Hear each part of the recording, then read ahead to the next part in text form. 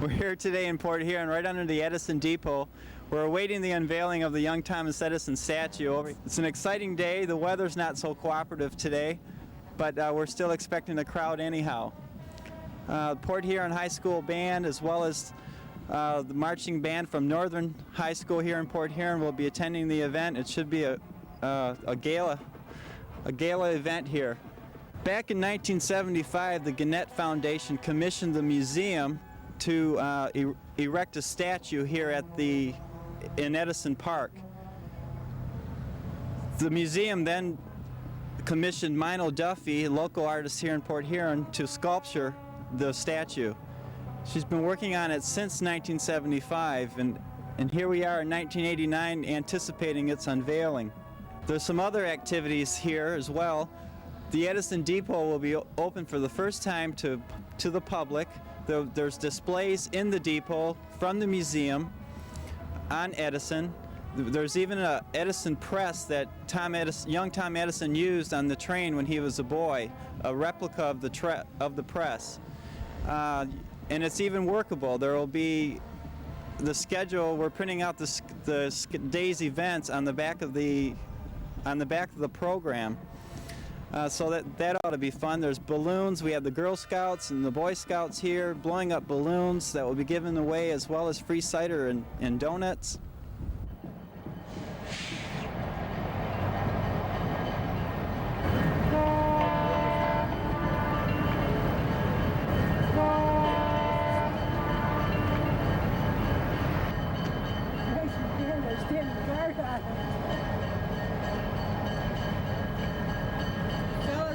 There from Canada are standing guard on the statue.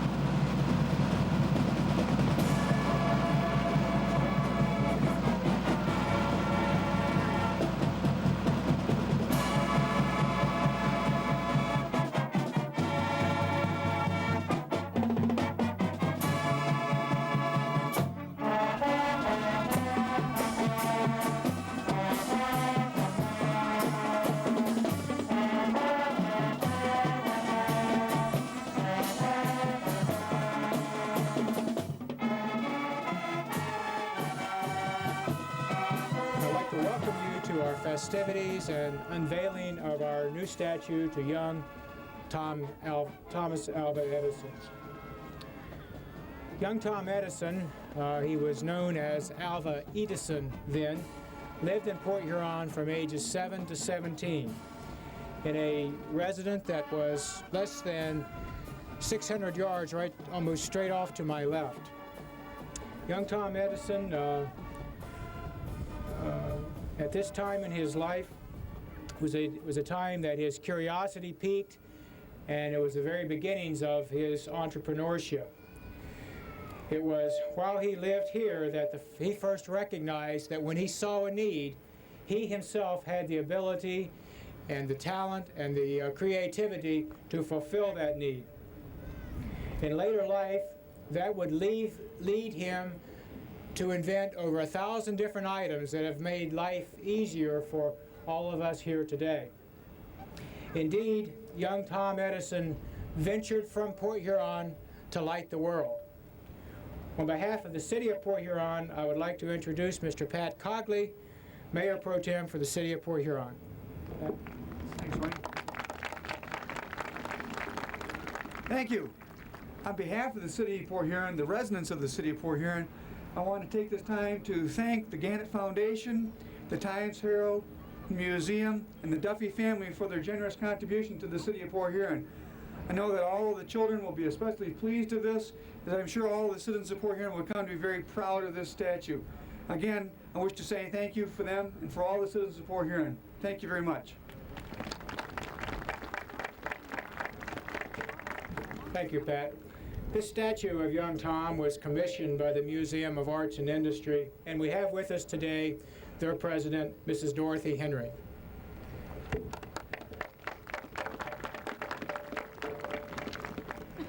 Thank you. The Museum of Arts and History welcomes you to share in this happy and historical occasion. The museum was honored to accept a major responsibility for this project, including the commissioning of the work, and we congratulate Mino Duffy Kramer, who has created a sensitive, inspirational interpretation of the great inventor as a boy. We thank the Gannett Foundation for its generous funding of the project, and especially the Times-Herald and Dwayne McAllister Publisher. The mission statement of the Museum of Arts and History reads as follows: to encourage an appreciation of the arts and history in our community through education and preserving our heritage. It would be difficult to imagine a more appropriate enterprise than the one we're celebrating here today, combining both art and history. A magnificent statue of our community's most historically significant citizen placed in this beautiful and dramatic setting.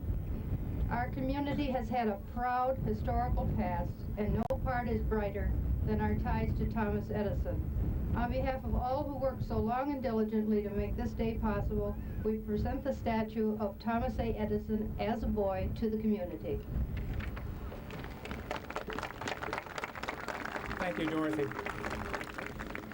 Thomas Edison obviously has not lived in our community for well over 100 years now, but we've had numerous other people with exceptional talents.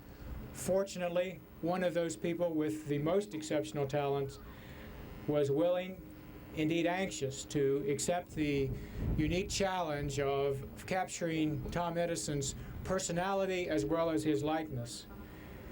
Mino Duffy Kramer was born and raised in Port Huron and left for a few years to develop her talent and hone her skills. And this is her first major work upon returning to Port Huron. Ladies and gentlemen, I introduce to you a person whose talent will be immediately apparent to you upon viewing the new statue.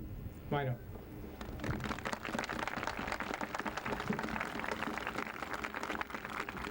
Thank you. This is quite a day for me. I've spent, as a lot of you know, I've spent a lot of time on this piece. This is a real dream come true for a sculptor, a project like this. I moved back to my hometown, and all of a sudden I've got the commission of a lifetime. Doing a figure of someone of this stature was a real challenge for me. Even more of a challenge, bringing him back to boyhood.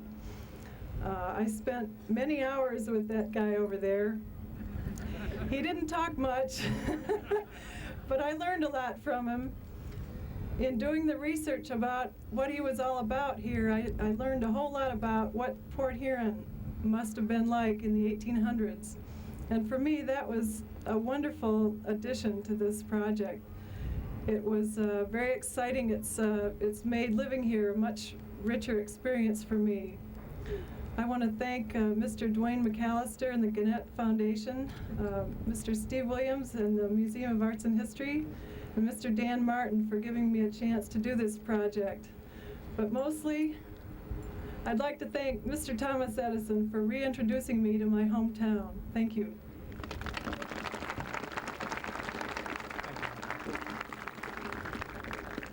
Today's celebration and unveiling pays tribute to Port Huron's most famous former resident. Our featured speaker this afternoon is perhaps Port Huron's second most famous former resident. Just as Thomas Edison left Port Huron to light the world, our speaker today left Port Huron to make a name for himself and serve his citizens of the state of Michigan in several capacities, up to and including serving in as governor back when there were 2-year terms from 1960 to 1962. I introduce to you a person who many of you know, a former resident and former governor of the state of Michigan, the Honorable John Swinson.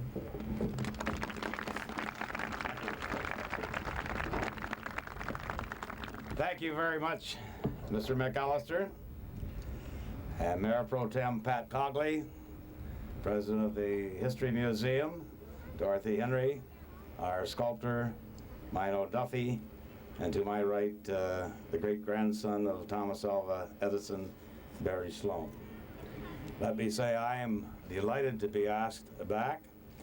I think perhaps Mr. McAllister overstated it, that I left under quite the circumstances that he has described, but I will not go into great detail.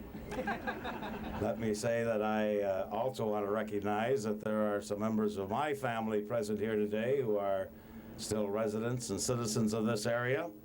I'll introduce the youngest first. I see that we have Josh and Fred Hind, and we have Jamie and David Brown with their mothers, my nieces, Kathy and Sandy, and my brother and Marge are still here, and really it was like a homecoming for me to be invited by Marcia Haynes. I mentioned that she should have had it last weekend when the weather was a little more clement, but she informed me that they had considered that, but decided not to do it because it was exactly 110 years ago today, on October 21st, when Thomas Alva Edison had the first light up. And so it was to be today or no day, and I'm proud that I'm here, even though I also promised some of the people that this might be the shortest speech on record because of the weather that we have today. You know, I have already said that it's the most significant date, the exact 110th anniversary of the electric light, invented by Thomas Alva Edison at the age of 32. And we have gathered here today to commemorate the life and times of one of America's great inventors, Thomas Alva Edison, who as a boy was a resident, as you know, of Port Huron from 1854 to 1863. 9 years that he lived here, and perhaps the 9 most important formative years in the life of any boy. Well, you know, a considerable store of our knowledge of the past derives from monuments such as we are going to dedicate today, from memorials, from markers erected to honor the memory of notable persons, to identify the site of an important event, to perpetuate the memory of great deeds, or to commemorate a great achievement. These usually bear or contain inscriptions of a descriptive nature, which are indicative of the desire of those who erected them to leave to future generations a record which they regarded as worthy of preservation. A simple gravestone, bearing only the name of the person who lies buried beneath it, together with the dates of birth and death, is just as truly a memorial as the vast structures in Washington built to honor Washington, Lincoln, Jefferson. And often historians and genealogists find the missing link in their research on a modest slab of stone in an old country cemetery. From the pyramids of ancient Egypt to the memorials recently designed to honor the memory of late President John F. Kennedy, we seek to commemorate persons or events.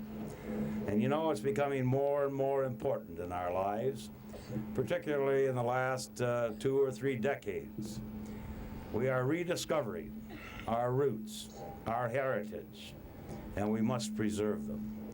From the age of 7 through 16, young Al, as he was known to his family, accomplished much. As you all know, the railroad arrived in Port Huron in 1859.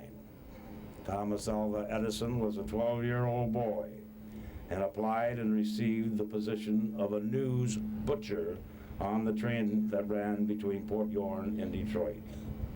But that wasn't his only accomplishment. He was a very enterprising young man. He also opened 2 stores, one to sell newspapers and one to sell fresh vegetables. He hired other persons to operate these stores while he continued on the railroad. As we all know, the Civil War began in the 1860, and the people were hungry for news of the battles, and he began his own newspaper called the Weekly Herald. That was in 1861. In 1862, by some very fortuitous circumstances, he was able to learn railroad telegraphy. The fortuitous circumstances, as you know, was that he became a hero, at least to one person named J.U. Mackenzie, the station agent, whose son he was able to save from almost certain death. In 1863, he left Port Huron and embarked upon his remarkable career that included the invention of the phonograph at age 30, the electric light at age 32, and the motion picture at age 44. I wonder what he would say when he got back today, if he could come back and found what our VCRs and how every 3-year-old child can operate those VCRs at this time. At his death in 1931, he left a legacy of light and sound to the world. A man that should be honored, his place in history secure, and it remains for us to preserve the artifacts in the area where he spent so much time. We should be very proud that at one time, living right here in this area, was one of the greatest inventors the world has ever known, Thomas Alva Edison. Thank you very much. I'm very proud to be able to dedicate this statue today.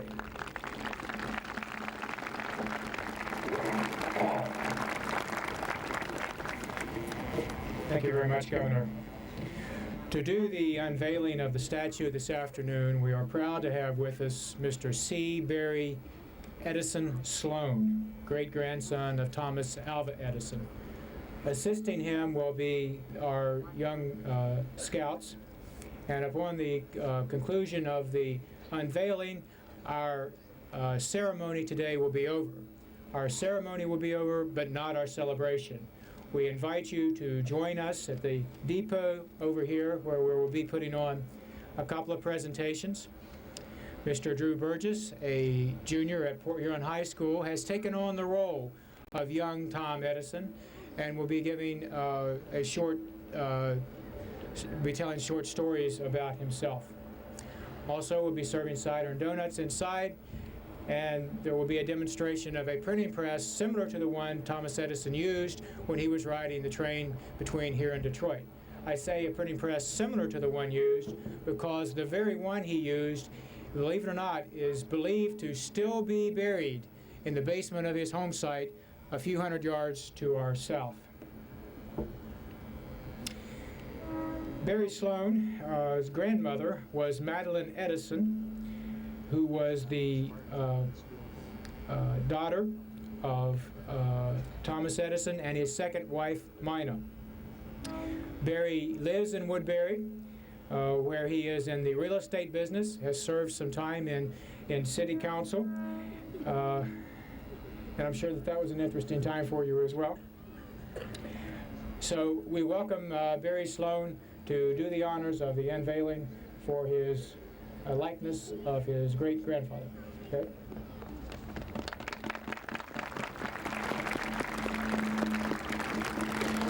Thank you. It's a real pleasure and an honor for me to be here today with you folks and to participate in the celebration of the 110 years of electric light. Thank you. I'd like to talk a little bit about Thomas Edison's qualities as a man and a little bit from the family perspective.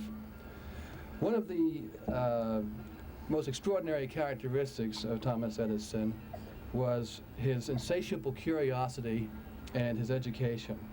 Here was a man who had less than 6 weeks of formal schooling, and in fact, he was considered, quote, addled by the people in the school. So his mother took him out of school and taught him herself, and under her guidance, he developed a love of learning and curiosity and a voracious appetite for reading. My grandmother said of him, all his life, Father was a tremendous reader. He read very fast and could remember everything he read. His reading covered every sort of subject, and we never needed an encyclopedia in our house because Father knew all the answers.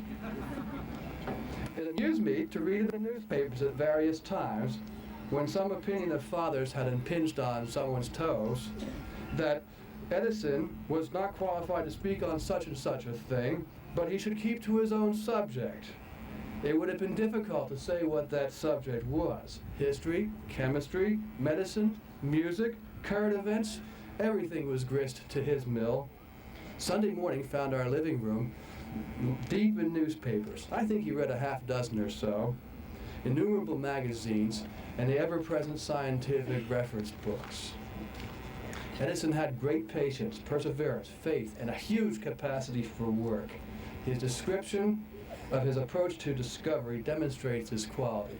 He said, when I want to discover something, I begin by reading up on everything that has been done along that line in the past. That's all the books in the library are for. I see what has been accomplished at great expense in the past. I gather the data of many thousands of experiments as a starting point, and then I do thousands more. It usually takes 5 to 7 years to perfect a thing. Some things I've been working on for 25 years. Some are still unsolved. My average would be about 7 years. Edison was a dreamer. A lot of his success was in looking at things in different perspectives and following that dream no matter how absurd it may seem. Take the phonograph, for example.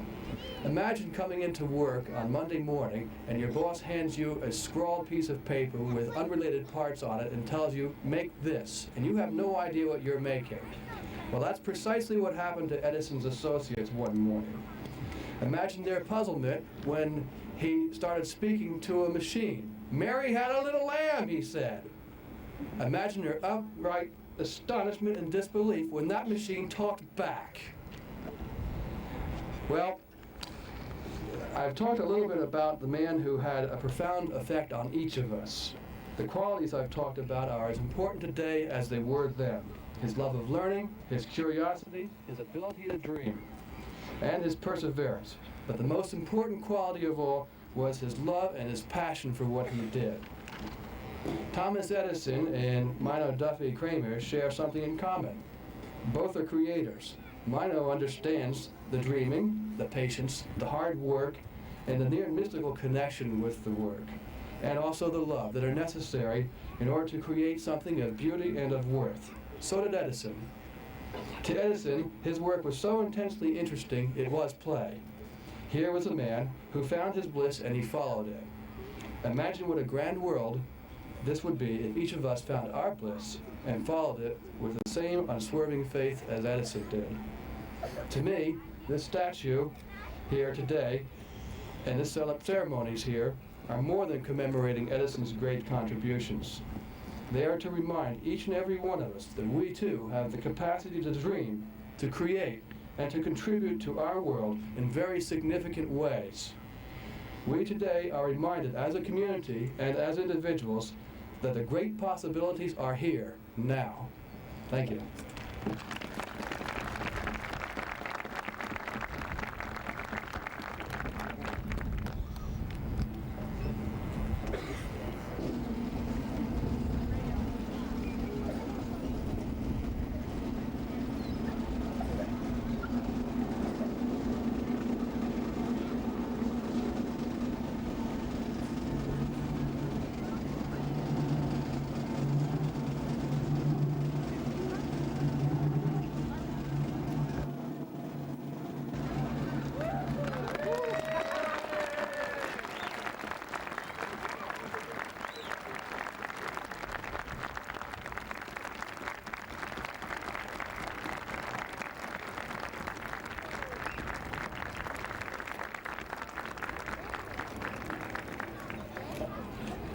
Thank you very much, ladies and gentlemen. Won't you step closer for a closer look? Thank you.